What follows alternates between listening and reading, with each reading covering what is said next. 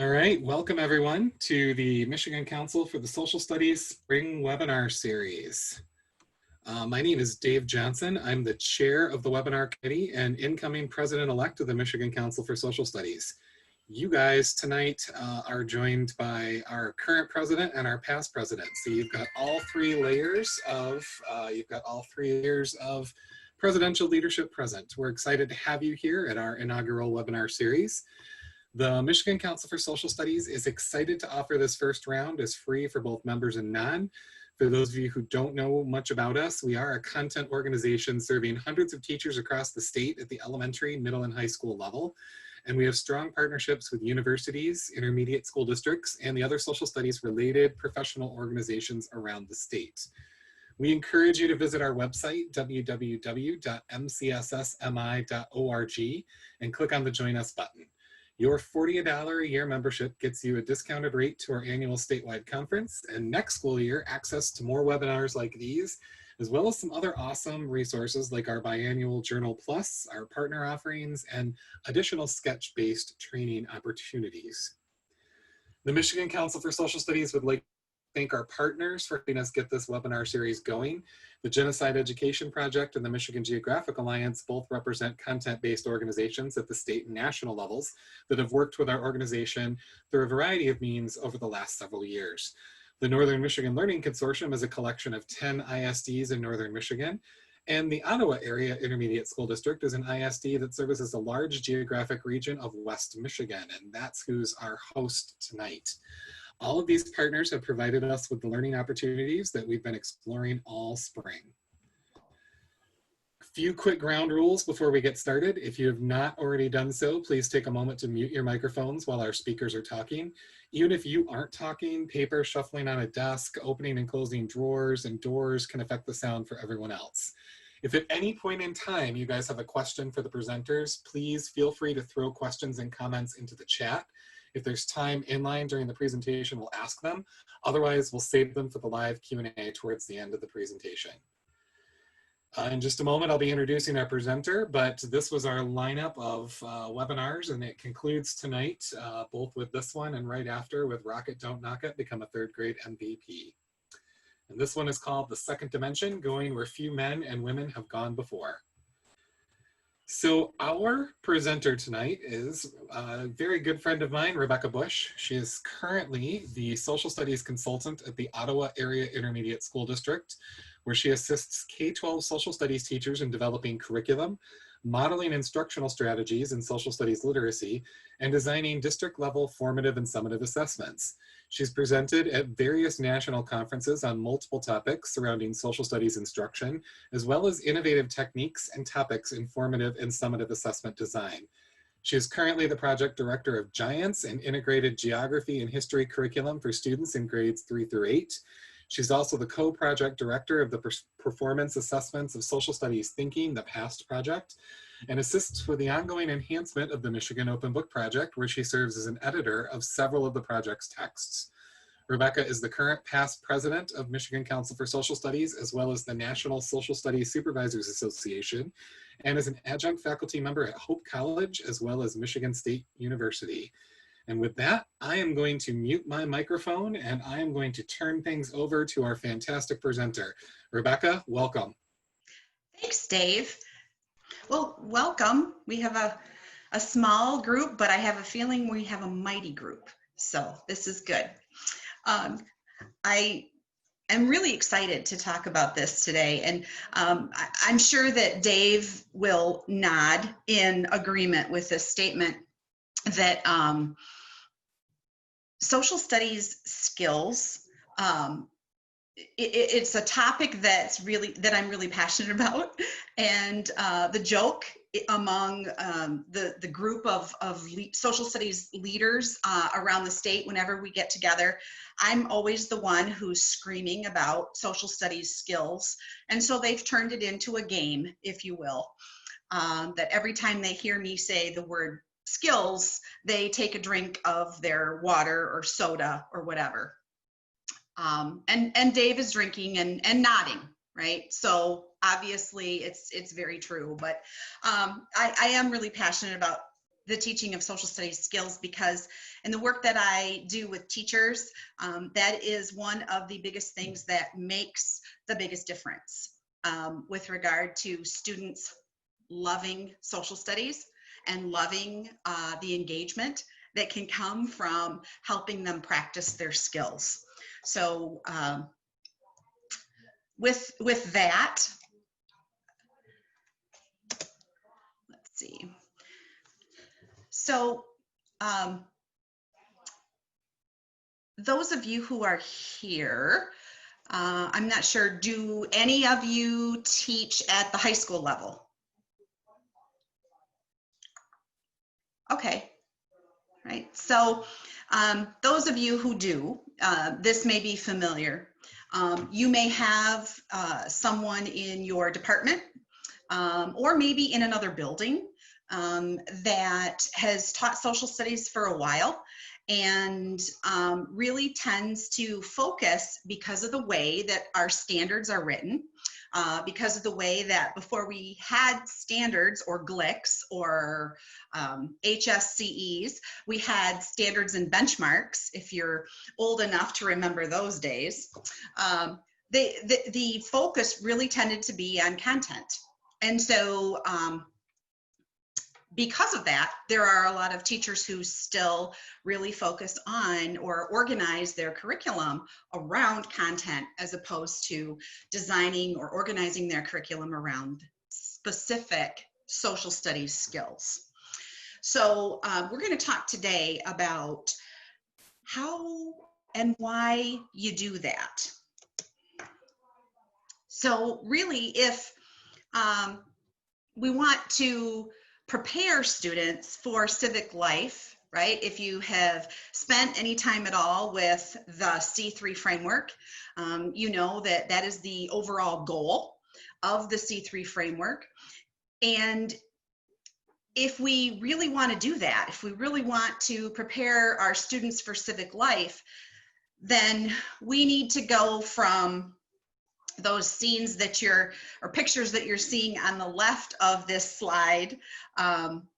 Anyone want to chime in as to what movie that is from? Bueller. Yes. Still one of my all-time faves. Can you tell I grew up in the 80s? But we have to move beyond these kinds of teaching strategies, if you will, to the visual that represents what we need to be doing on the right. And that is really working with critical thinking in social studies and what that looks like in history versus geography versus economics versus civics. And so that's what I want to spend some time talking about in the next few minutes. Kind of been, you know, like we all have been affected by COVID-19. And most of you were probably thrown into overnight a situation where suddenly you were asked to teach social studies in a virtual platform. And I really think that that's probably one of the hardest or most difficult content areas to all of a sudden teach in a virtual setting. And so, you know, there's been a lot of talk about, well, what's the fall going to look like? And even though we don't know yet, one thing that we do know is that relationships piece is something that we're going to have to, as educators, work very diligently to build those relationships, particularly if we are in an online setting, right? And so I am working with some teachers this summer who are coming off of the last 3 months of working with their students online, and they're saying, you know, I'm really worried about not just how I'm going to teach students how to work towards mastering skills, But I'm also worried about if we are on a virtual learning platform, or if we're in a hybrid situation, how I'm going to connect with those students. And, you know, for most teachers, it's new relationships. And I don't really know how you do that, and how you build or strengthen those relationships with your students if your focus is on the content from the standpoint of how much can you memorize. Because again, the center of what you have to talk about, if the only thing we want from students is that they know about something, it's really hard to go beyond that and have discussions and build those relationships. So if for no other reason than to build relationships with students, we're going to talk a little bit about how we integrate both content and skills in a purposeful way. I don't know if any of you have familiarized yourselves with one of the documents, articles that was published from Kathy Swan and S.G. Grant and John Lee. But a couple of years after the C3 framework was released, those three people who were largely responsible for the C3 framework being brought together and designed and created, really talked about, and Dave, I know that you've had some conversations with Dr. Swan, and so if there's anything that you want to chime in with regard to this topic, please feel free. But Kathy was one of the first people who recognized that there were some really big pedagogical shifts that were going to have to take place with regard to the C3 framework and the emphasis on skills. And so of the 5 important shifts, you can see them listed on the screen. Those are mentioned or addressed in the article that the 3 of them wrote. It is in your Google folder, so you can read that article if you haven't had the opportunity to do so. It's very short and sweet. I like the way they wrote it. But again, one of the biggest shifts, and again, this is where we get some of the biggest pushback, is that we have to be teaching skills. And we do that through helping students practice those skills with the content that is in our state standards. Dave, you've spent some time with Kathy as recently as a few months ago. Do you have anything to add, anything that she's really talked about with regard to our Michigan standards? So the next slide that you're taking a look at is kind of a chart, if you will, that I use whenever I go through the process of trying to work on skills and the integration of content from our content standards along with those skills. And so again, this is another document that you will see in the Google folder. I believe it is the 3rd document. It's got the number 3 in front of it if you want to have that in front of you for some reason if the screen is not clear.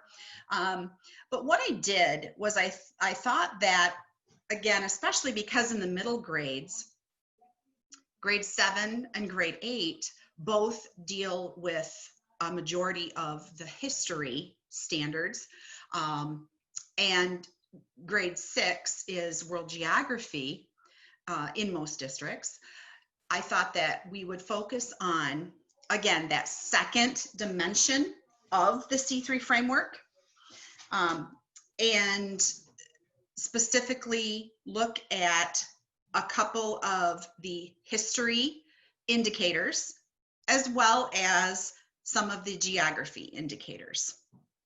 So the first one I chose to use was the history indicator, number 2. And again, if you've spent any time with the C3 framework, this diagram will make a lot of sense, right? We know that the first dimension really focuses around developing questions and planning inquiries. But the second dimension, which is where we're going to spend some time today, addresses the content area or disciplines within social studies, the discipline specific skills. So we're going to spend most of our time today with the geographic and the historic indicators. Again, that diagram is also in your Google folder. So if you were to look at the C3 framework, if you were to go into that second dimension of the framework, you would find that there are 17 history indicators within the framework. Obviously, this is a 1-hour webinar. We want to also address some geographic indicators. So we're not going to talk about all 17, but what I would like to do is show you an example of one of those indicators that I have incorporated along with some Michigan standards. So if you take a look at this first historical page, I'm going to be working with number 2, which again, grades 6 through 8 asks that students can classify series of historical events and developments as examples of change and continuity. And one of the reasons that I chose that was because that is an extremely important theme in history, whether it be US or world.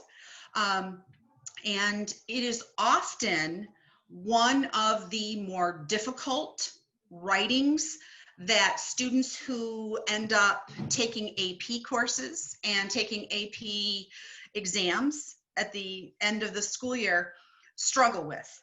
And that is the change and continuity over time writing that they're asked to do.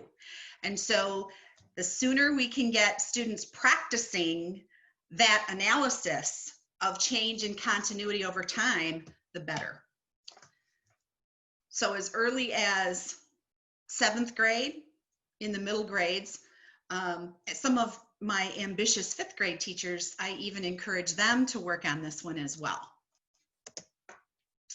So if we go back to the chart, the organizational chart, you can see that I pulled that second indicator and I grabbed one of our content expectations from 8th grade.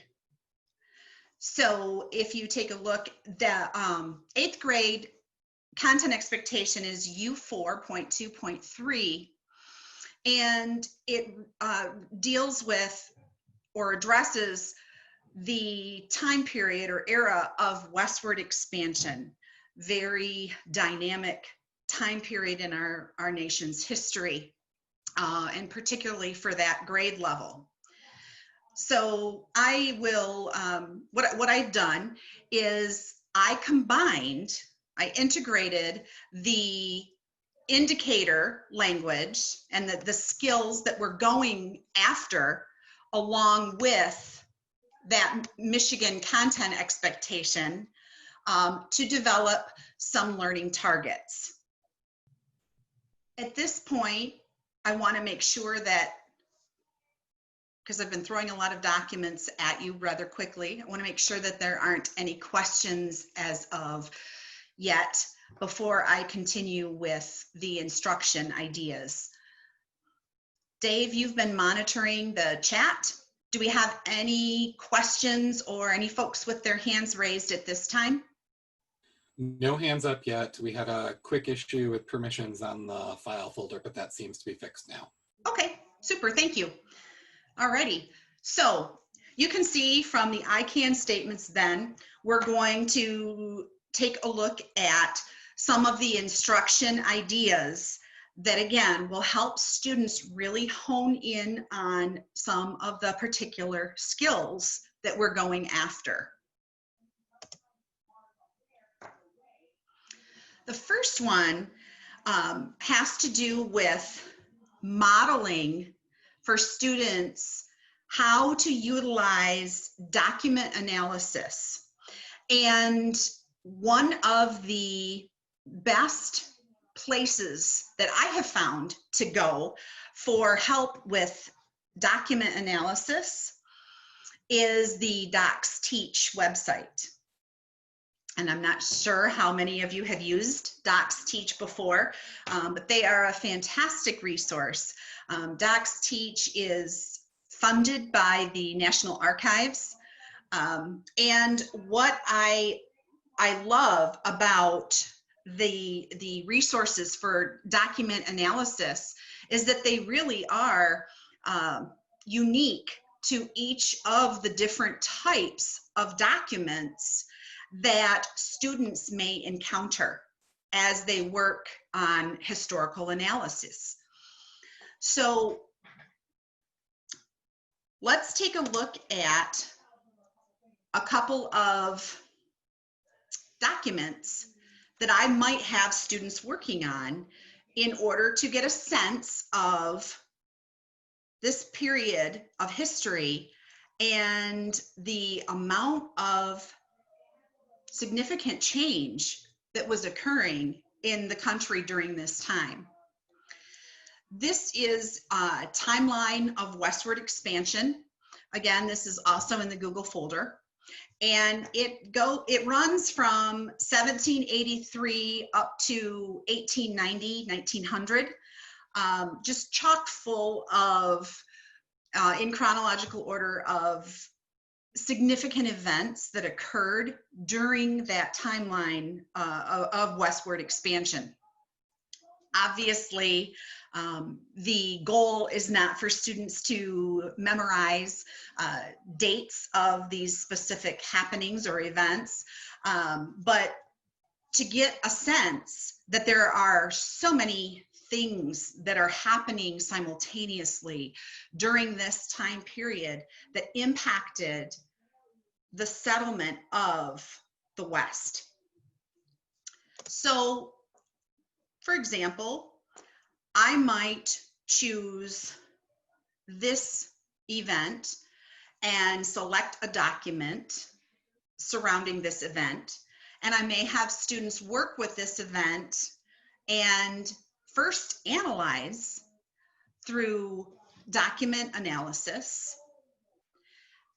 and then continue to analyze additional documents so that students can really get a true sense of the significance of the change that was happening at that time. So for example, if we take a look at this photograph, this was the Golden Spike ceremony in Utah in 1869. And for those of you who teach 8th grade or are familiar with this time period of history, you know that it was pretty significant because it united two separate railway systems together. And that was huge from a transportation and trading perspective. But one of the things that's really important that I would want students to do is I would want them to go through an analysis of this photograph. And so again, here's an example of the kind of graphic organizer that the Docs Teach website provides.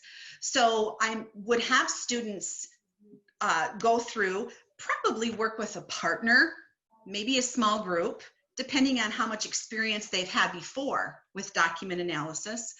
And I would have them use this organizer to really ask some of those critical questions to help them analyze that photograph.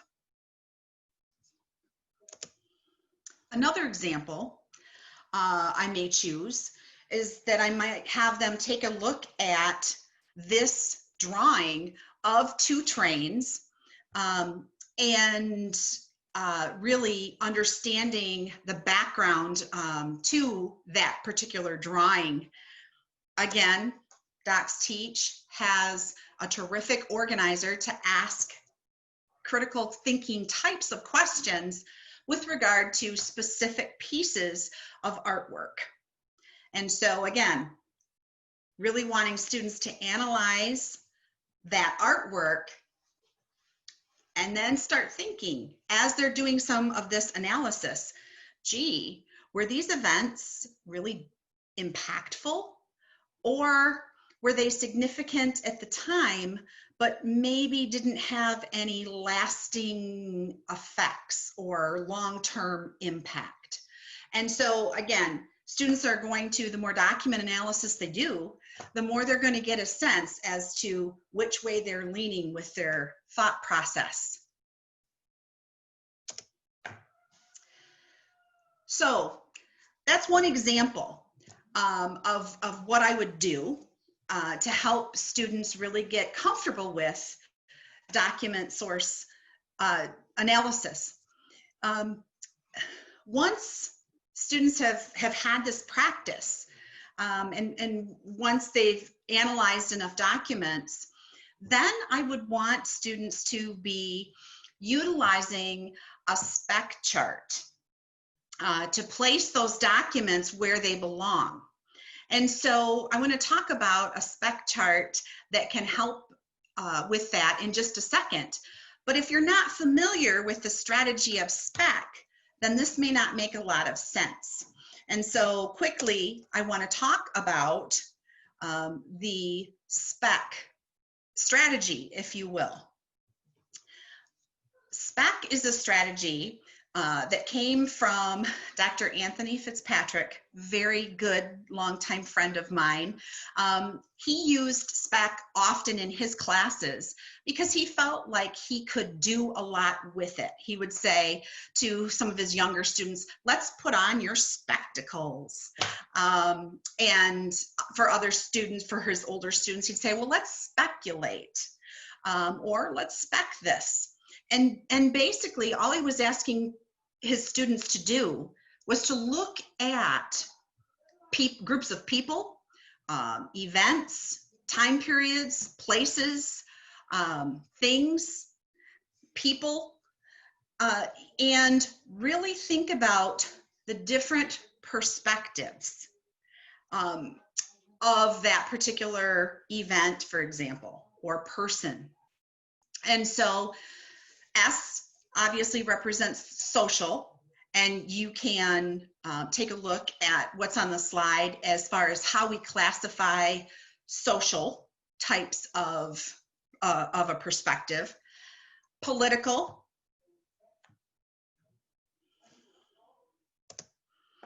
economic, and cultural. And so again, once you start to think about what makes something political in nature or economic in nature, and it's pretty easy to use this strategy, but it's a pretty helpful one. So I thought real quickly we could do our own quick version of spec just to get some ideas flowing. So here's what I would like you to speculate about. Take 60 seconds or less. And if you could in the chat, Dave's going to help me by monitoring that, type in something that you can think of when you think about Oprah Winfrey.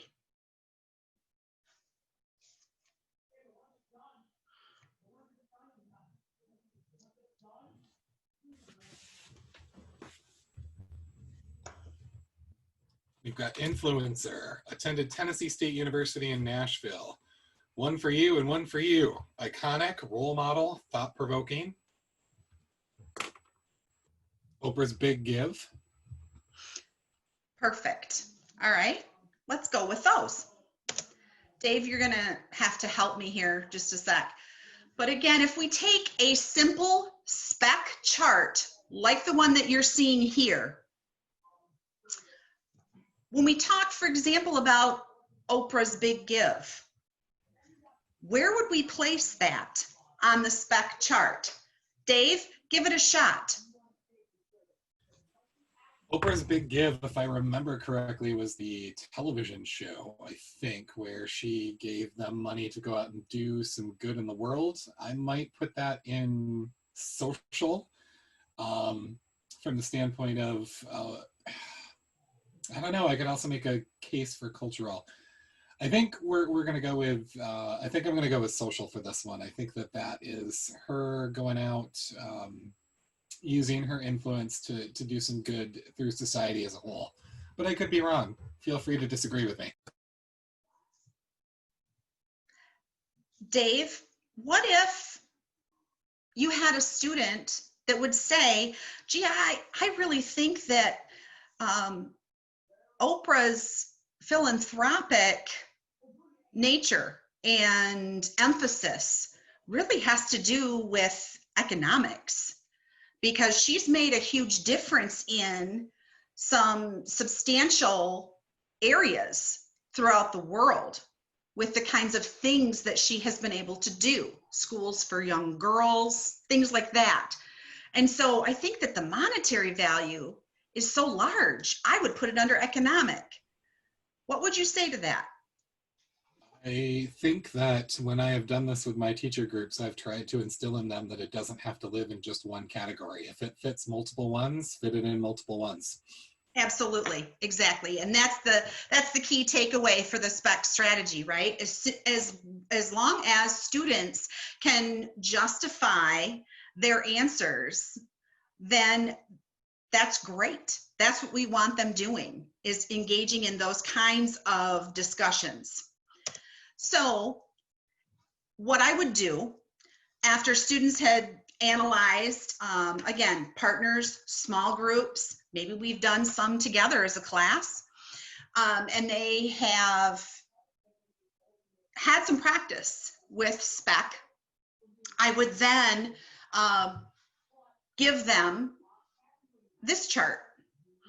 And I would ask them to consider whether or not, when they're going to think about change or continuity, where they might place their analysis. So for example, here are some of the examples that I took using some of the resources that I suggested for students to work with. There is a picture of a class of students at the Albuquerque Indian School in 1900. And it's a very significant photo. It was taken just a couple of years after that school was started. And it significantly changed education in the Western territories and the Western states. Native American students were sent to boarding schools to become assimilated. You've got a lot going on there. That's a huge change. Again, from a social standpoint, right? Education is one of our institutions. It clearly fits there. Yet, if we take a look at the bottom of the page, we see that Texas, the annexation of Texas, like any other state in the Union, occurred.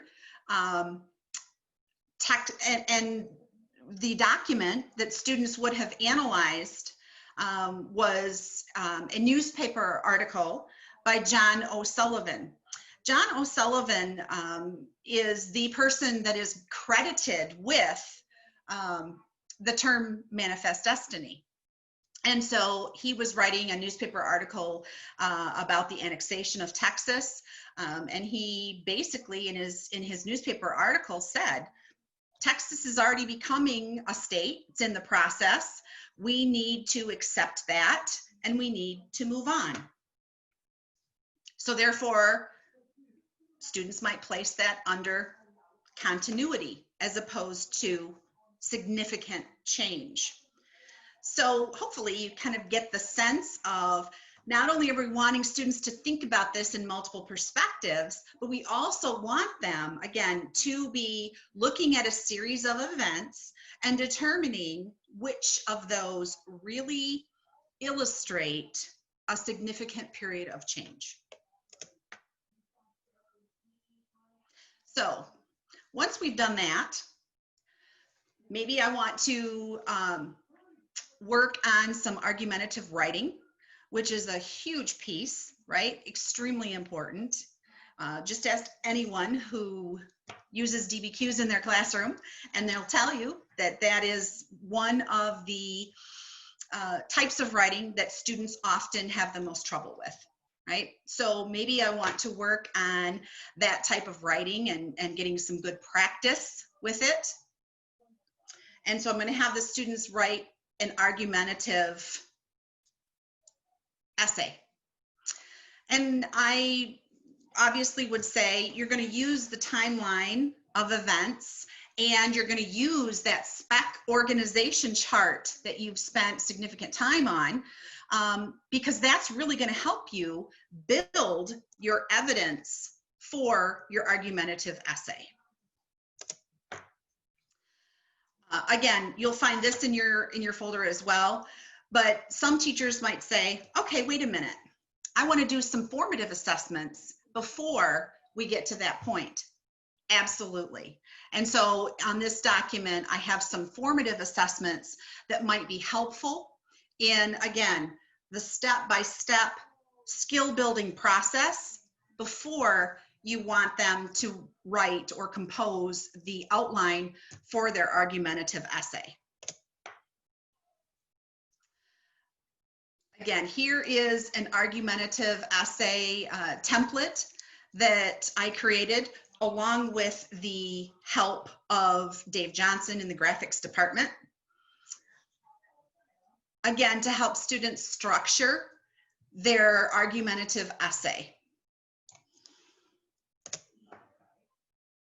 And here is the very first part of a rubric that I have assembled, again, to help students really get a sense of how they formulate and then write an argumentative essay, and some of the key components that you as the instructor might be looking for within that essay. Not just can you provide evidence and reasoning, but can you also practice contextualization? Another one of our important historical thinking skills. So, as I said before, I wanted to also be able to take a look at some geography. And so I wanted for a second look at a couple of the giants lessons that I think are really pertinent to not just one, but more than one of the different disciplines within the C3 framework and those skills. So again, here is a chart similar to the one that I showed earlier, but this one, the focus is geography. And you will notice that if we're taking a look at this real quickly, that there are 4 C3 indicators within this series of lessons. So not only do we have a geography indicator, the very first one that's circled in red, but we also have 3 economic indicators. And that is a natural integration in social studies. Geography is very intertwined with economics. In addition to the 4 C3 indicators, we also have 3 of the 6th grade content expectations.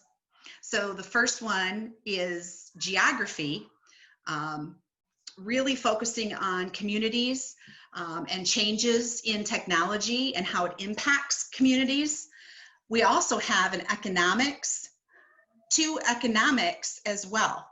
So again, within the topic of trade, for example, we want students to be able to analyze the impact of certain types of trade treaties, trade agreements, tariffs, and the impact that can happen to a community because of some of those important trading pacts.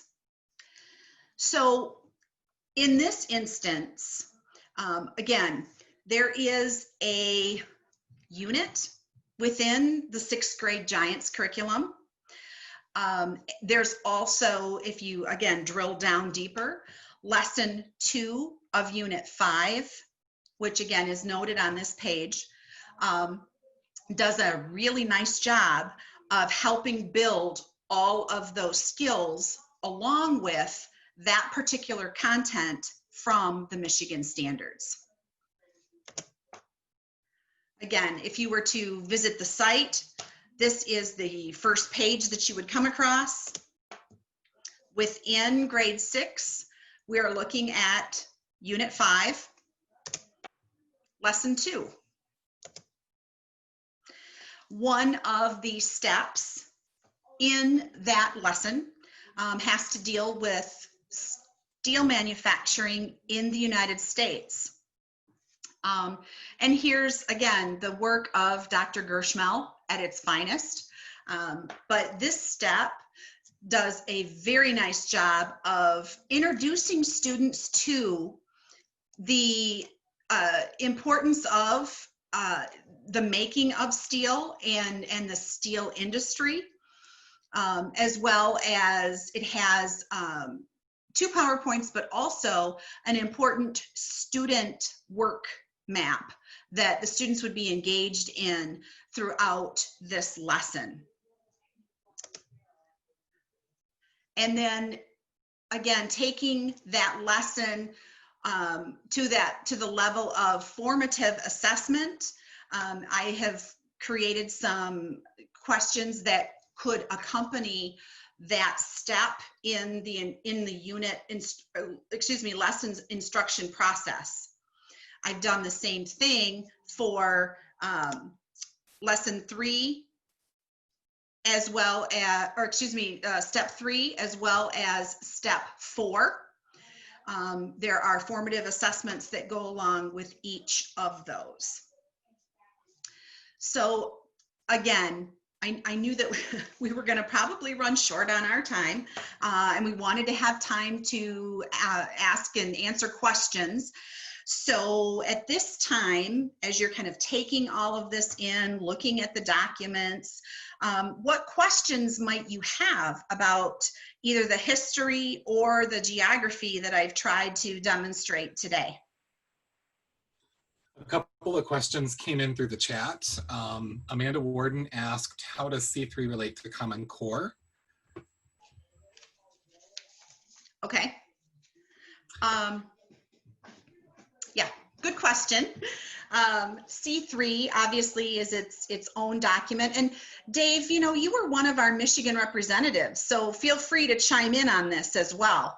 But C3 does a wonderful job of presenting the inquiry arc in such a way that really encompasses some of those specific discipline related skills. Whereas the Common Core is more of an emphasis on reading and writing that is kind of integrated into the social studies world. But there's not any real specifics from the standpoint of terminology. For example, I think about the economics indicators in the C3 framework, and there are some important concepts that are called out within those indicators. You don't see that in the Common Core. Dave, what would you like to add to that? In the C3 document, they take you through each dimension, what the links are to the Common Core State Standards. Obviously, some of them are more closely aligned than others. All of the Common Core Standards are hit somewhere in C3, but C3 adds to it and kind of breaks things down into logical chunks. Becky, the other question that came in from Cassandra, what is the best way to find progress in following C3 with horribly low literacy rates? I mean, I know all over literacy is the struggle that we all face. So what are some quick tidbits you might have for, how to achieve C3, even though you may not have college level readers in your high school class? Right. Well, I think that there are a lot of literacy strategies that can be brought into play with these discipline-specific skills of the C3. And Dave, I think this might be the perfect time to plug our Summer Institute, because that's one of the goals of our Summer Institute. Are you able to, Dave, project the flyer that we have, or the informational page that we have? Yes, talk about it while I bring it up. Okay. So one of the things that we want to do this summer, MCSS is offering a week-long institute, and it's titled Changing Practices for Changing Times, and it couldn't be more perfect, right? The Institute, we're going to spend time really working with not just the skills from the C3 framework, but we're also going to be examining the GELN essential literacy practices in grades 6-12, as well as some digital literacy concepts and some tools. So for example, we may have Roy Sovis, who's another one of our executive board members from MCSS. He may be showing us various tech tools for developing or designing interactive timelines, which will be great for a history classroom. We may have Dave Johnson showing us some tech tools that can be most beneficial in a geography classroom.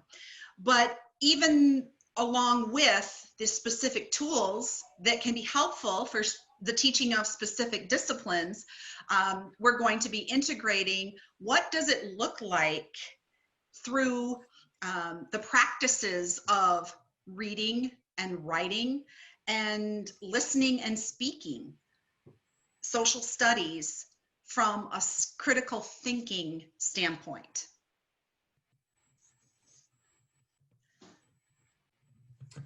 I brought the flyer up. It's actually going to go out to everyone who's in our membership database is going to get a copy of this probably by Wednesday. So if it sounds interesting, there will be more information coming very, very soon. So watch your email for that. It's interesting because I really think it's I've heard from many teachers that I've been working with that this is what they need.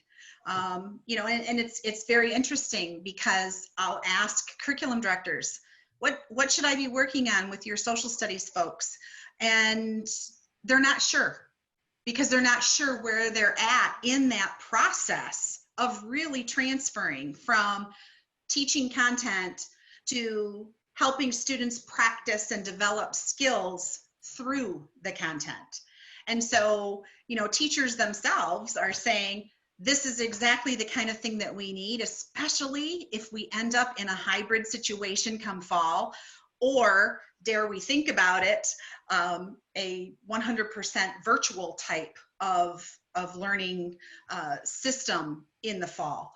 So we're hoping that this will really be an intensive week of, again, addressing all of those types of literacies. Well, thank you very much, Becky. I'm not seeing any other questions popping up in the chat, so I'm going to wind this one down. MCSS appreciates your time tonight, Becky, for all the time you put into developing this presentation, and everyone's time and attention this evening who showed up to hear from you. We look forward to continuing our conversation, and this presentation is going to be up on the MCSS website, as well as the statewide Social Studies Collaborative website, misocialstudies.org. You can keep the Learning Today going by tweeting at MCSS info or visiting our Facebook page. Once again, you can join MCSS at any time, and while we don't have a free tote bag for you like NPR does, you will have access to awesome professional development opportunities, publications, and other fun resources, all for only 40 bucks a year. So on behalf of our board listed here on this slide, I'd like to thank all of you for coming, and I wish you all a fantastic week ahead. And Becky, thanks again for all your time. Thank you. Thank you. Thanks for coming, everyone. Thank you.